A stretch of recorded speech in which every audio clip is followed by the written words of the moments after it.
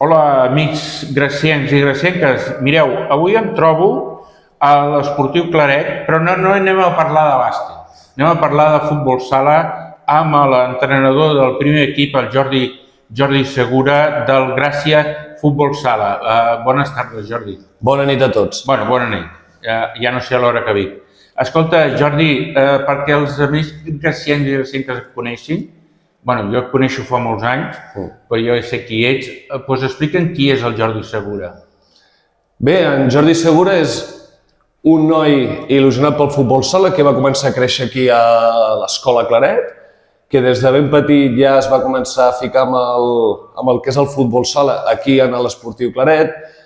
Paral·lelament amb això, a mesura que anava passant els anys, vaig començar a les titulacions d'entrenador, vaig començar la meva carrera aquí en el barri, després he anat assaltant altres equips fora, com és a l'Eixample, com és a l'Indústria Santa Coloma, i aquí tornem a casa amb moltes ganes i amb molta il·lusió d'afrontar aquest nou repte que és portar el primer equip.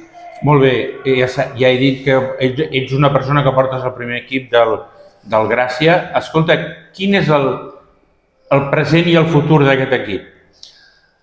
El present i el futur de l'equip, sobretot, és confiar en gent de la casa. Aquest any s'ha actualitzat molt la plantilla respecte a l'any passat.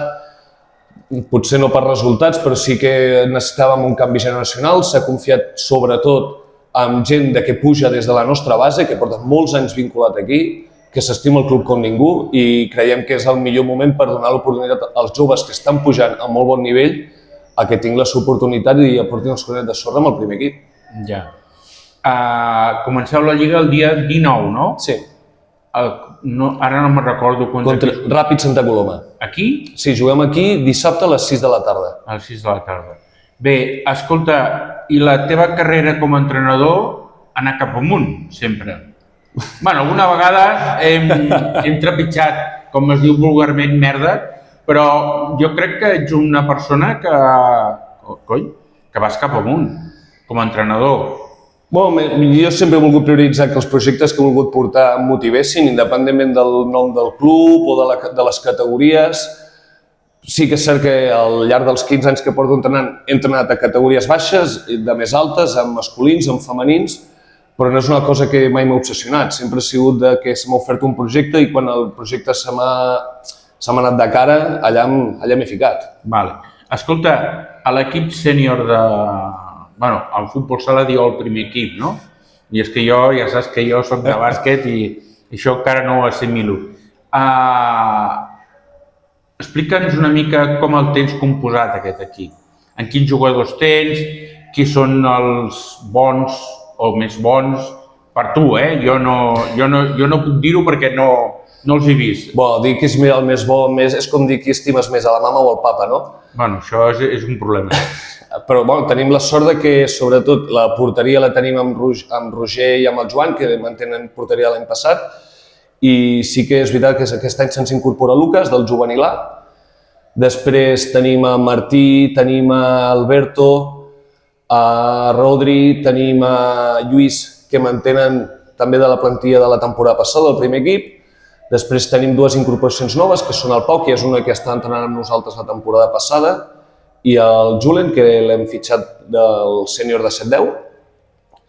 I després les incorporacions noves són tot gent de la casa, com deia abans. Tenim a Marc Caballero i Ignacio Escartín, que venen del filial, i després tenim a Regí, tenim a Pol i tenim el Jordi, que venen del juvenil A. Molt bé. Escolta, aquest any no jugueu a tercera divisió nacional. Jugueu a divisió d'honor? Divisió d'honor catalana. Divisió catalana. El que vol el club, què és? Mantenir-se o pujar directe? L'objectiu que tenim, i tant per nostre com a staff i com a club, és competir per estar el més amunt possible. Tenim molt clar que necessitem tornar a tercera el més aviat possible, però també som conscients que l'equip necessita un procés de construcció. Som un equip molt jove, però l'objectiu no deixa d'estar entre les posicions més altes possibles. Si després tenim el premi de poder optar a l'ascens, benvingut serà i treballarem per això. Però no ens hem de marcar una fita tant que és una ascensió sí, sinó simplement competir-ho. Jordi, ara estàs al Gràcia i després què? Continuaràs o si et ve a buscar un equip amb més potencial marxaràs? No ho sé, jo crec que jo et coneixo i sé que continuaràs, però jo aquesta pregunta sempre la tinc que fer. No, la meva idea, ja quan vaig parlar amb l'Edu, a finals de la temporada passada per incorporar-me, no era per fer un any i marxar. Al final estem creant una plantilla on la generació és molt jove i crec que el projecte ha de ser mantenir el bloc el màxim que puguem i seguir treballant per, si no aconseguim pujar aquesta temporada, la vinent, però jo crec que hi ha matèria prima i ganes per part meva de seguir el temps que sigui necessari. Molt bé. Escolta, anem a l'última pregunta ja, perquè